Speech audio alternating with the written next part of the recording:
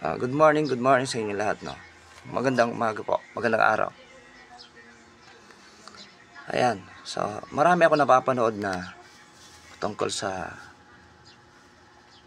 doktrina daw, no. Ayan, nanginginig yung laman ko. Naiinis ako kasi nililito nila yung tao, no. Alam niyo kung sino kayo. Huwag niyong lituhin ang tao, no. Huwag niyong utuin yung tao na mayroong grupo lamang ng mananampalataya na binigyan ng karapatan upang mangaral ng doktrina. Sa totoo lang po, ang doktrina ay napakaraming klase ng doktrina. Halos lahat ng simbahan may kanya-kanyang doktrina, no? So, huwag kayong basta maniniwala sa mga doktrina na yan.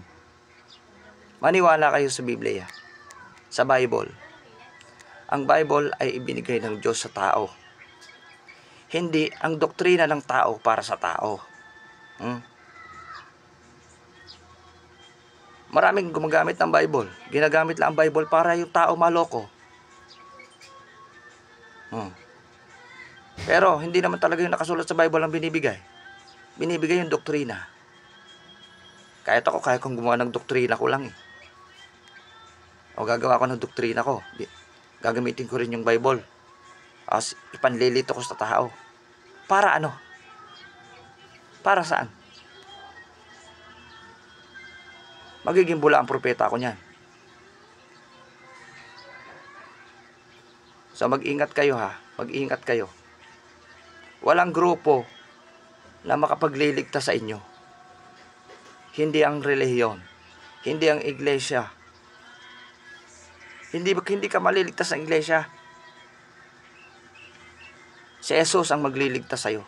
Si Jesus lamang. Sinasabi nila doon na hindi sapat yung manampalataya lang kay Jesus. Anong hindi sapat? Kaya yung tao nagpipinitensya ulit eh. Ginawa na ng Diyos yan. Wala kayong bilib kay Jesus? Hindi sapat sa inyo yung pagpipinitensya ni Jesus. Hindi yung pinitensya eh. Hinatulan siya ng kamatayan para lang sa atin. Para lang ikaw, ako, ay maligtas. Kung tatanggapin mo si Jesus, yung kanyang ginawa sa krus para sa iyo. Siya'y namatay, nilibing, at pakalipas ng 3 araw, siya'y muling nabuhay. Bakit siya muling nabuhay? Para din sa iyo. Para ikaw man, kung mamatay ka, ay may katiyakan kang mabubuhay kang muli. Kasama ni Jesus. Kasama ni Jesus, ha? Hindi yung kung ano-ano lang. Hindi yung namatay si Jesus, nabuhay, kasi Diyos siya eh. Hindi yung basta ganun. Oo nga, Diyos siya. Pero may purpose yun. Lahat ng detalye nun ay may purpose. Para sa'yo. Para sa'yo, hintil. Tayo hintil. Hintil tayo. Hindi tayo Hudyo. So, huwag kayo magpapalito dyan sa mga nagsasabi na mayroon lang grupo ng iglesia na may karapatan na magturo. Pero sinasabi nila, doktrine. So, huwag kayo maniniwala dyan. Maniwala kayo sa salita ng Diyos. Sa Bible. Sa Biblia. Kung gusto niyo maligtas, at gusto niyo masiguro yung kaligtasan ninyo, sumampalataya kayo kay Jesus. Sa kanyang ginawa sa cross. Sa kanyang pagkamatay sa cross at muling pagkabuhay. Maliligtas kayo. Sigurado yan. Si Jesus lamang ang kaligtasan. Siya ang daan, ang buhay, ang katotohanan. Wala nang iba. Siya lang. Siya lang ang nag-iisa, banal, na nakatupad ng kautusan. Siya lang. Walang iba. Hindi ang tao. Walang taong nakagawa nun. Walang grupo nakagawa nun. Huwag ka maniniwala kung sasabihin sa iyo, kami lang ang grupo. Pumasok ka sa iglesia namin. Kami lang ang grupong ililigtas ng Diyos. Huwag ka maniniwala doon. Maniwala ka sa Biblia. Ngayon, kung sinasabi nila na nalilito ka dahil di mo alam kung saang relihiyong ka papasok, eto, sabihin ko sa iyo, sumama ka sa relihiyon na naniniwala sa Biblia, na 100% sinisikap masunod ang Biblia. Hindi yung kautusan dahil walang tao nakakasunod doon. Pero yung sinasabi ng Biblia, yung katuruan, yung doktrina ni Jesus, may doktrina ang Panginoon. Yun lang, nasa Biblia. Hindi yung doktrina ng kung sino-sinong grupo o kung ano-anong grupo. Doktrina ni Jesus na nasa Biblia. Saka hindi po tayo Hudyo. Tayo po ay mga Hintil. Iba yung utos ng Diyos para sa mga Hudyo at iba rin sa atin. Kaya nga si Apostol Pablo ang nag-iisang apostol para sa mga Hintil. Huwag po kayong malito. Nakasulat po lahat yan sa Biblia, sa Bagong Tipan. Kaya po ako napagawa ng video content para dyan. Kasi marami ako napapanood na mali. Mali yung kanilang mga katuruan. Pinapakita nila, galit pa sila doon. Magagalit sila, kala mo sila may authority. Alam niyo po, ang sabi doon, ipangaral mo ang mabuting balita. I-share mo. Nalaman mo, galing sa Bible, galing sa mga taong ginamit ng Diyos para malaman mo, para maligtas ka. So, bilang ikaw na nakaalam na, huwag kang magsawalang kibo. Huwag kang tumahimik. Huwag kang magpaloko sa mga ilan na sinasabing sila na may karapatan. Lahat tayo may karapatan. May karapatan tayong lahat na ibahagi ang salita ng Diyos, ang mabuting balita, ang Biblia. Sinasabi nila na hindi sapat ang manampalataya kay Jesus. Oh, di nga.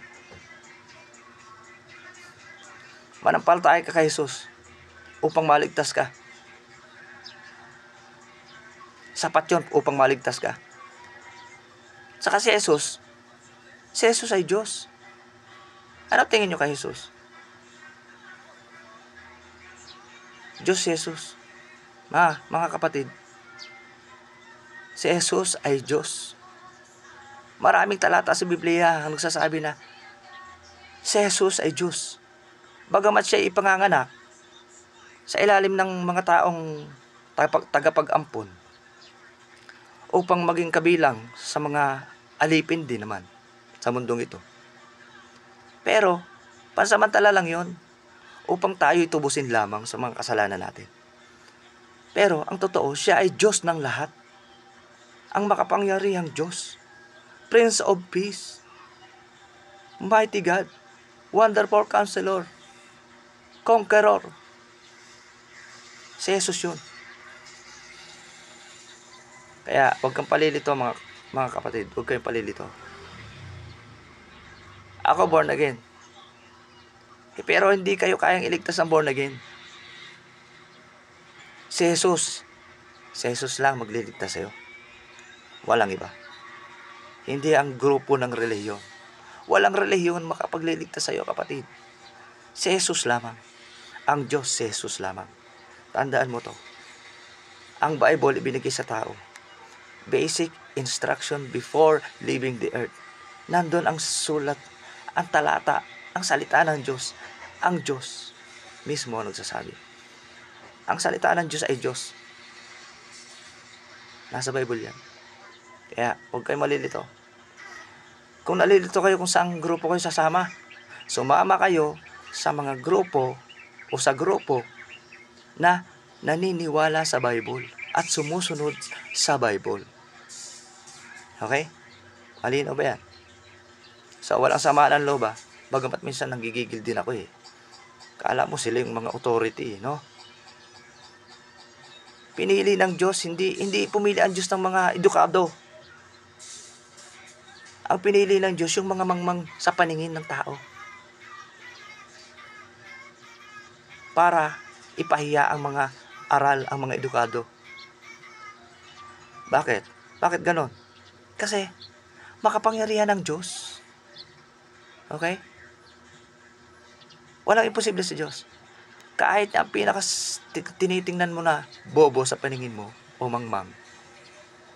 Sorry sa term, kahit na may isang tao na tinitingnan mong mangmang, kayang patalinuhin ng Diyos yan. Walang imposible yan. Dahil ang Diyos ay Diyos, makapangyarihan. Ha? Kaya kapatid, huwag kang palilito. Huwag kang matakot humawak na Bible. Dahil ang Bible ay salita ng Diyos. At ang salita ng Diyos ay Diyos. Ibinigay ng Diyos para sa'yo. Basahin mo hanggat may oras ka. Huwag kang maniniwala sa mga sabi-sabi lang. Hawakan mo ang Biblia. Buksan mo, basahin mo. Pero bago yon, manalangin ka sa Diyos na bigyan ka ng pangunawa sa Bible. Okay? Masabi ng Panginoon, humingi ka ng pangunawa. Humingi ka ng karunungan sa Diyos. Bibigyan ka niya. Bibigyan ka niya. Makakaasa ka. Magtiwala ka sa Diyos. Walang ibang makapagliligtas sa iyo. Si Jesus lamang. Peace out.